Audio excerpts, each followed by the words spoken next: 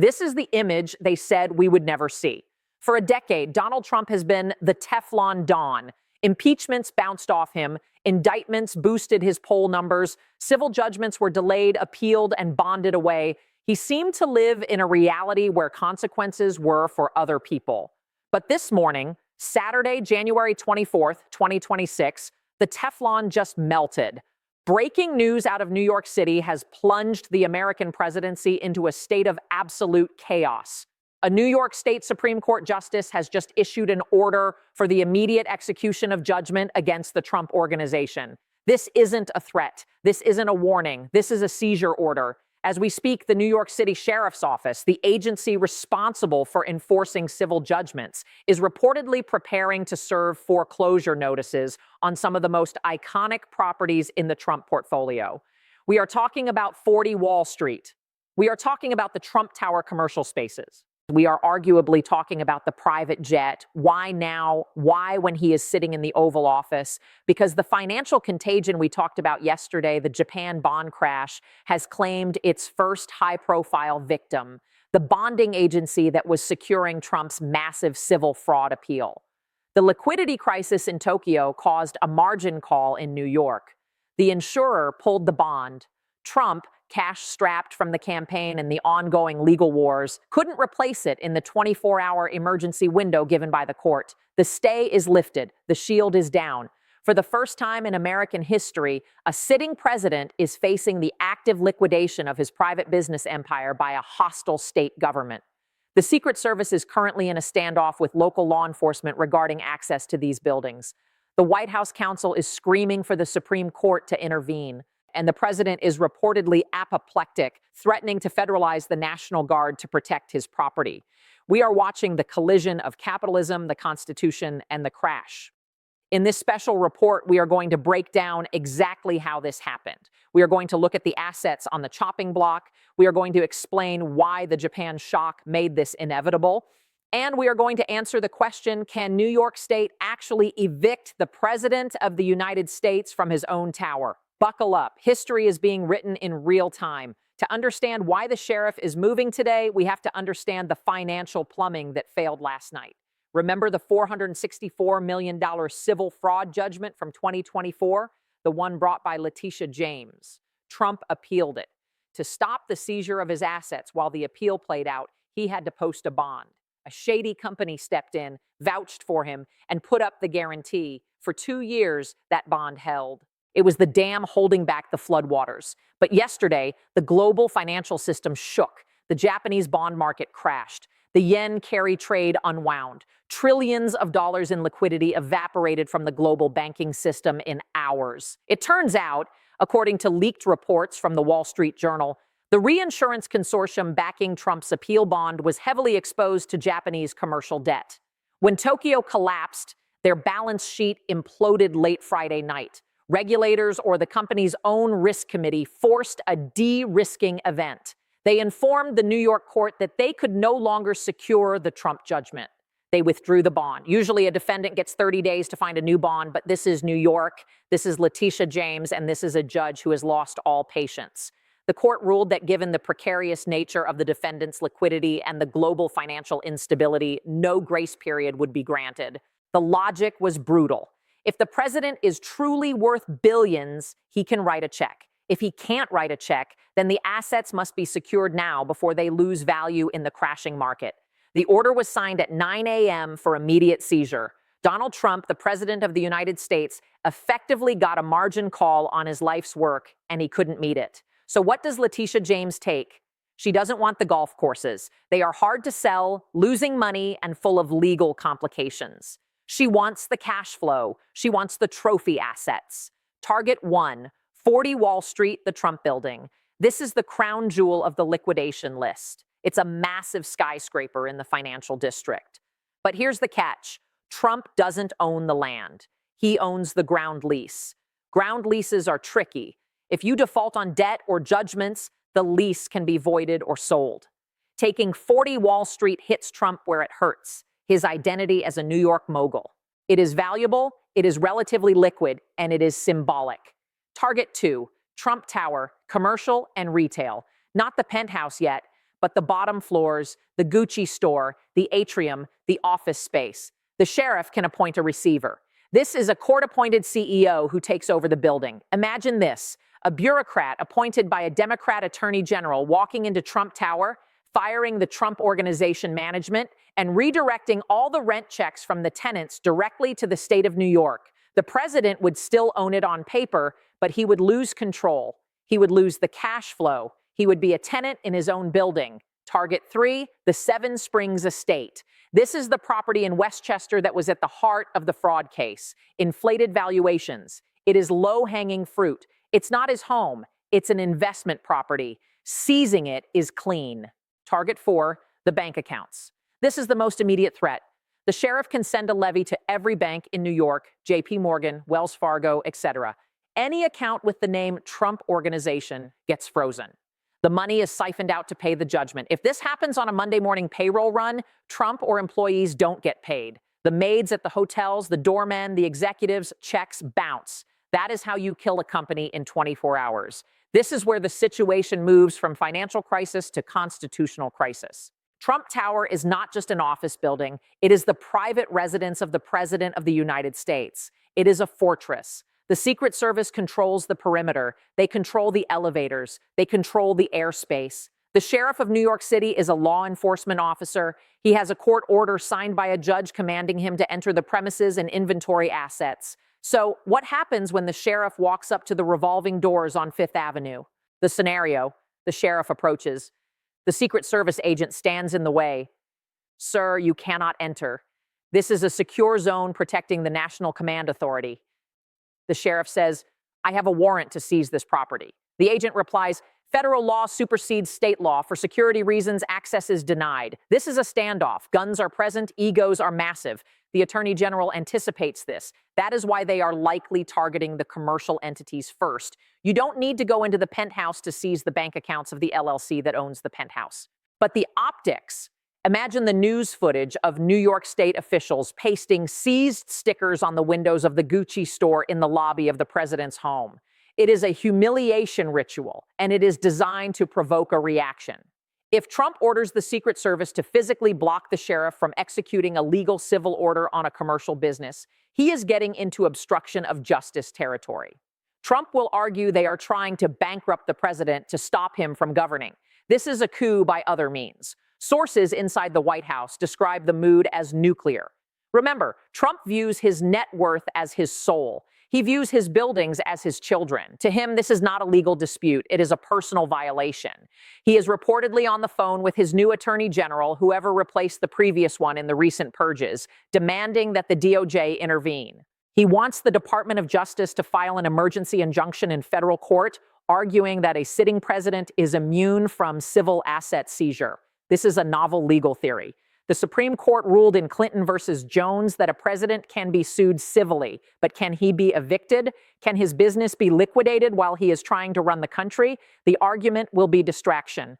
Your Honor, the president cannot negotiate the Greenland Treaty or solve the Japan crisis if he is worried about his furniture being auctioned off on eBay. This is an undue burden on the executive branch. It's the unitary executive theory taken to its financial limit. He is arguing that his wallet and the national treasury are functionally linked because his attention is a national asset. But the Japan crisis makes this argument weaker. The public is seeing their 401ks drop. They are seeing inflation. If the president says, "Stop everything and save my golf course," the political optics are suicidal. This connects back to the total wipeout poll. If he uses the power of the presidency to save his own fortune while the country suffers, he loses the populist mantle forever. Usually, when a billionaire gets in a liquidity crunch, he makes a phone call. He calls a Saudi prince. He calls a Wall Street friend. He calls a hedge fund. "Loan me $500 million for 6 months. I'm good for it." But today is Saturday, January 24th, 2026. The markets are broken. The Japanese banks are pulling cash home. The American banks are terrified of regulatory blowback and the crashing bond market. The Saudi pool might not be there because oil prices are volatile due to recession fears. Donald Trump is toxic collateral. Who wants to lend $500 million to a president who is at war with the courts, whose assets are being seized, and who might be impeached if the midterms go badly? The risk premium is too high. This is why the immediate seizure order is so deadly. The judge knows Trump is illiquid. The judge knows the Japan shock froze the credit markets. They struck at the exact moment of maximum vulnerability. It is a coordinated financial decapitation strike. How does this play in Peoria, the MAGA base? They see this as theft. They see this as communism. They are stealing his buildings. Expect rallies outside Trump Tower. Expect donations to the Legal Defense Fund to spike. Although $464 million is hard to raise from $50 donations, this solidifies the narrative that the system is trying to destroy him. It creates a martyrdom complex that is incredibly powerful among independents. This is the danger zone. Americans like winners. There is a psychology to wealth. Part of Trump's appeal was, I'm rich, I can't be bought. If he is broke, if his buildings are seized, if he is viewed as a deadbeat, the aura of competence shatters. He can't even manage his own bond. How can he manage the economy? Combined with the wipeout poll and the Japan crash, this paints a picture of a collapsing administration. It looks like the end of a regime. The donors, the big money, the guys who backed him in 2024 are gone. They see the asset seizure as the final straw. They don't want their names attached to a sinking ship. The invisible primary for 2028 starts today. DeSantis, Vance, and others are watching this and thinking, he's done, he's financially ruined and politically toxic. It's time to move on. So how does this end? It ends at the Supreme Court.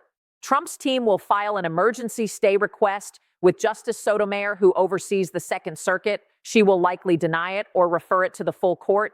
Then the Trump court, the 6-3 conservative majority, has to decide. Do they step in? Do they issue a ruling saying state courts cannot seize the assets of a sitting president? If they do, they look like partisan hacks protecting their patron. The legitimacy of the court, already hanging by a thread, snaps.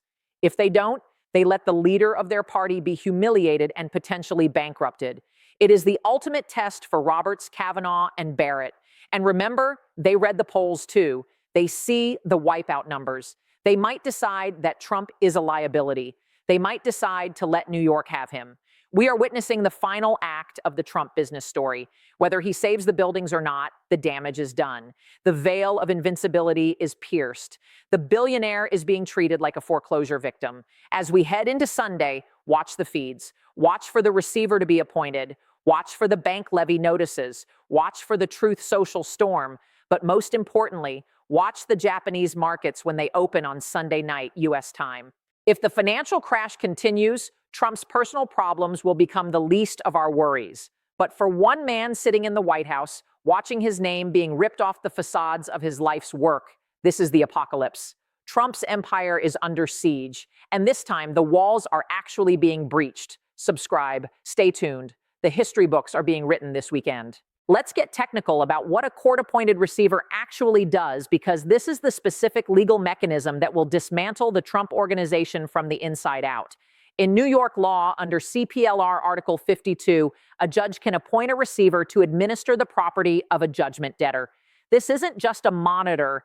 This is a replacement for the owner. The receiver has the power to collect rents. All the tenants in 40 Wall Street, the law firms, the businesses get a letter, do not pay Trump. Pay the receiver. Manage operations. The receiver decides who cleans the floors, who works security, and who gets fired. They can fire the Trump kids if they are on the payroll. Sell the asset. If the cash flow isn't enough to pay the judgment, the receiver can list the building for sale. Imagine the psychological warfare of this. Eric Trump or Don Jr. show up to work at Trump Tower. The receiver, a court-appointed lawyer, likely a Democrat or a neutral institutional figure, calls them into a conference room and says, "Hand over your keys. You are relieved of your duties." They can't call Dad. Dad can't do anything. The receiver answers only to the judge. This is a hostile takeover sanctioned by the state. It turns the Trump organization into a zombie entity that exists solely to pay Letitia James. And because these are private companies, LLCs, the corporate veil piercing that occurred in the fraud trial allows this. The Trump brand becomes a tenant of the state of New York. Here is the other shoe that drops. Real estate is built on debt. Trump has loans on these buildings. Hundreds of millions owed to lenders, Axos Bank, etc. Almost every commercial loan has a covenant or a clause called bad boy guarantees or judgment defaults. It says, if you get a massive civil judgment against you that you can't pay, or if your assets are seized, you are technically in default on the mortgage. Even if Trump is current on his monthly mortgage payments, the seizure order itself can trigger a default. If the lenders declare default, they can call the loan. Pay us the full $100 million now. Trump doesn't have it. So the banks foreclose on top of the state seizing the equity. It becomes a feeding frenzy. The state wants the equity. The bank wants the principal. The asset gets torn apart. And in a Japan crash environment, the banks are not going to be lenient. They want their cash back.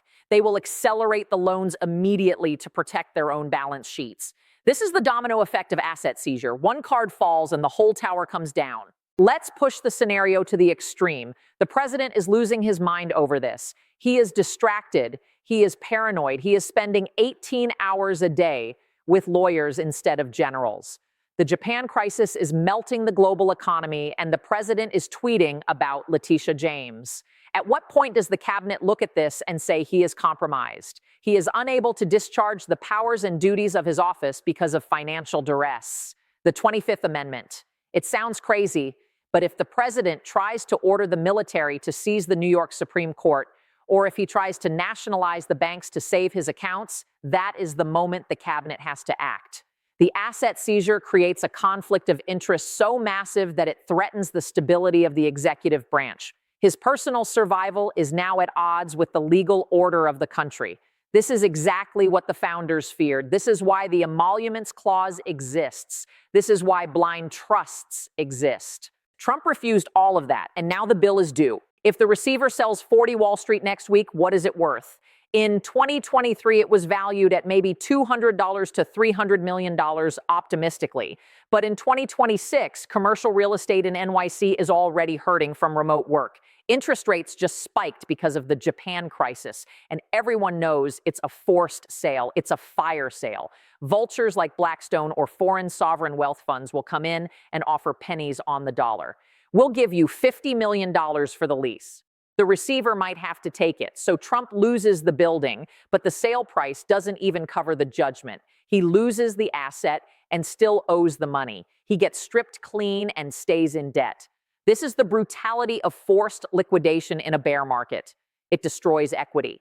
The billions Trump claims to have could evaporate into millions or zero once the liquidity discount is applied. What does Putin think when he sees this? What does Xi Jinping think? They see a weak American leader. They see a leader who can't even protect his own house. In authoritarian cultures, power is absolute.